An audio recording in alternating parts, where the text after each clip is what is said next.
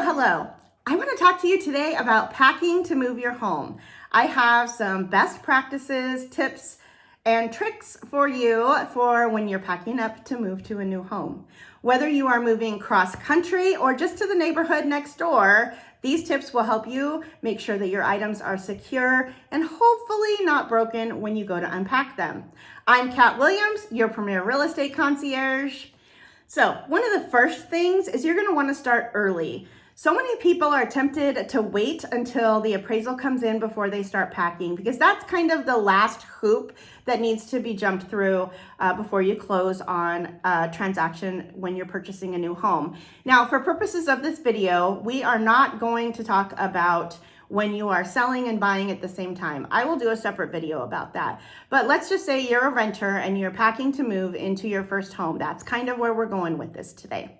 So start early. As soon as you are under contract, start packing, because this is an opportunity for you to declutter, and we'll talk about that. That's another tip. But you don't want to be stressed out and packing last minute, or worse yet, packing when the people that are helping you move get to your house that morning. Packing to move is a perfect opportunity to declutter your home. And by declutter, I mean downsize, and I mean selling and giving away things that you don't use, clothes that don't fit, things that you haven't touched in a couple years and you completely even forgot that you had. So there are so many books out there about decluttering that if this is something you think you're going to struggle with, I highly recommend that you find a book and read it and do it. So when I moved cross country, I took it as an opportunity to downsize and declutter. I mean, I got rid of so much stuff, I can't even put it into terms for you. Stuff I hadn't used in several years, clothes that there was no way on God's green earth I was ever going to fit into again, and clothes that I knew I would never wear again, like from when I worked in a law office and had to dress very professionally every day. This is also the opportunity to take trinkets and collectibles and put your hands on them. The book that I read about decluttering and organizing said to hold the item in your hand, and if it doesn't bring a pleasant memory, then get rid of it. If you can't remember where you bought it or why you bought it, get rid of it. So here's an example. My cute little Bob's Big Boy guy here. So Bob is very special to me, but this is a perfect example of something that you might pick up when you're on vacation somewhere because you think it's cute. Or maybe you got it for your kids and they used it, but now they've outgrown it. For me, Bob is very special because my mom bought me Bob, and my mom has been gone for 16 years this year. And so Bob collects our quarters. So for me, Bob is not something I'm going to get rid of. But if you're not using Bob, get rid of him. Now that you have gone under contract and you decluttered your house, and you can declutter as you're packing, you don't have to do it first. But before you start packing, you want to organize all of your supplies. You want to have plenty of boxes, packing tape, markers, labeling stickers, anything that you can think of that you might need to pack. Speaking of things you might need, don't forget moving blankets. You may not think that you need them, but trust me, sheets don't work. Very sad lesson I learned when I was moving across the country. And you may think that you have enough blankets that you can use to cover up your furniture, but trust me, you'll run out. Moving blankets can be very expensive. So I suggest, like, you post on Marketplace or in your local Facebook groups looking for boxes, moving blankets, packing supplies, but organize everything. Put it all in the room that you're working on. Speaking of the room that you're working on, I suggest you start packing and you do one room at a time. You absolutely want to make sure that you have labels for your boxes. I know it kind of seems silly because you're spending money on something that you're just going to throw away, but get the labels. But Amazon has a ton, so really all you have to do is go there and search. So labels are important, labeling your boxes. And when you start packing, start room by room. Go pack room by room. Start with the room that you use the least, whether that's your den or the spare bedroom, whatever it is, start that way. Most boxes or most labeling systems have like bedroom 1, 2, 3, and 4. So make bedroom 1 your master or your primary bedroom. And then if you have a lot of kids, make bedroom 2 the oldest room, bedroom 3 the next oldest rooms, bedroom 4 the guest room, and so on. That way it's logical in your head where things are going to go. You also might want to keep an inventory list of how many boxes there are in each room. I actually have a template that you can use if you want it. Just go ahead and reach out to me. All of my contact information is in the description of this video, and I'm happy to email that to you with no obligation. As you're going room by room and packing, here are some tips that will absolutely save the day. We talked before about moving blankets. So moving blankets will absolutely protect your furniture. I learned the hard way that sheets do not work. When I moved across the country, absolutely every single piece of furniture was damaged. Even some of my antique furniture, which was really quite heartbreaking. I would hate for that to happen to you. So trust me when I say moving blankets are important. Even if you don't have the money to get moving blankets, because frankly, they are quite expensive, go to the Goodwill, find the color tag that's 50% off for that day, and buy all of the blankets. Blankets for moving are probably the most important thing, in my opinion. So when you're packing the boxes, you want to put something soft on the bottom, like a towel. Pack your heavy stuff, your appliances, your books on the bottom. By the way, do your people that are helping you move a favor and don't pack a whole box full of books. Okay, now that that's over with. Soft stuff, lightweight stuff in the middle, and then put something soft on top of the box, like another towel.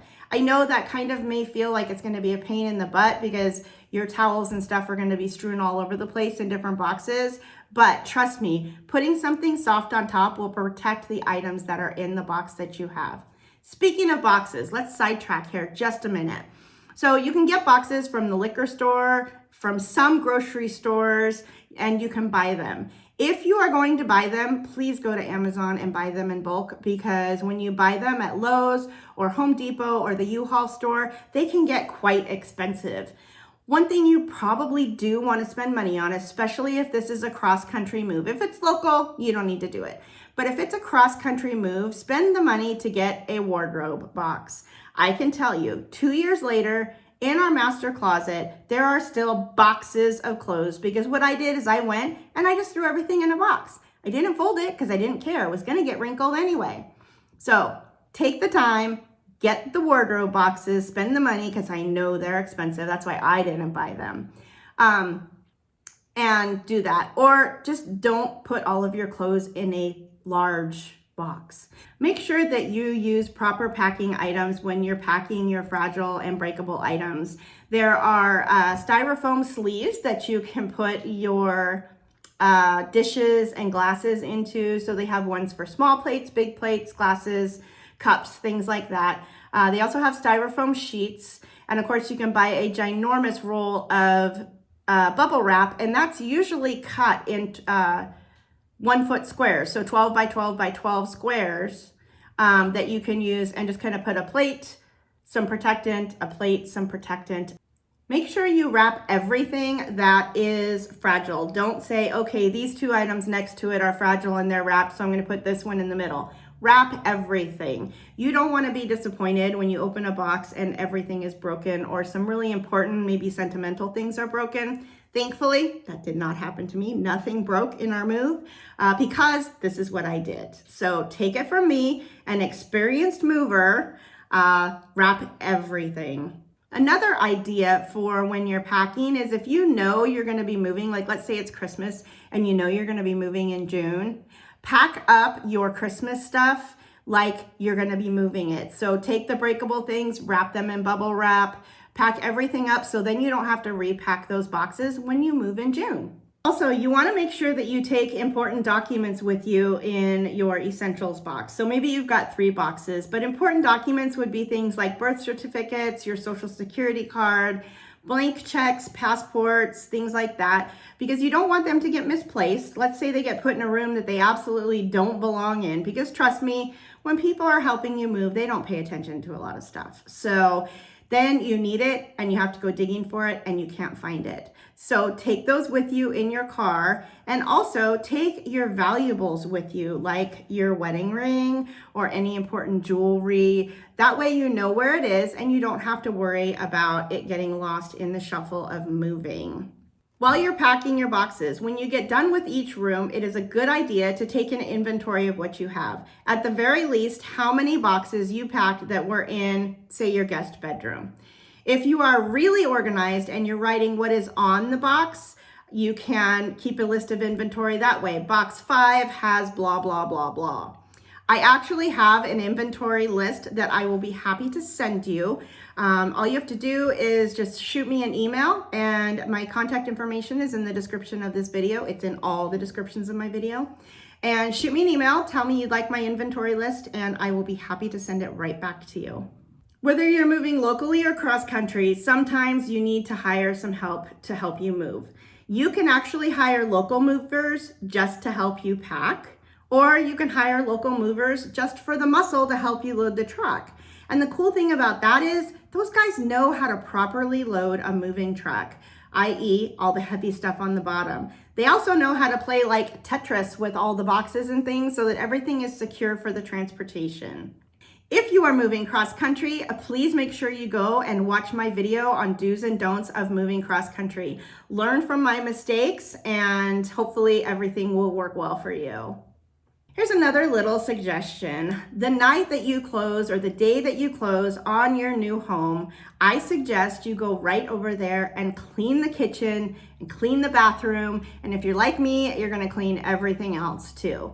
Clean it before you start moving your stuff in, because that's just the easiest way. Then once all of your stuff is in your new house, you're ready to go and start unpacking. Along with starting to pack early, like as soon as you're under a contract, I want to remind you to take some time for yourself. Packing and moving is a very stressful process, and you throw into it buying a home. It's just crazy. So what I like to do is I hope to take all of the stress off of my clients when they are buying with me or selling with me.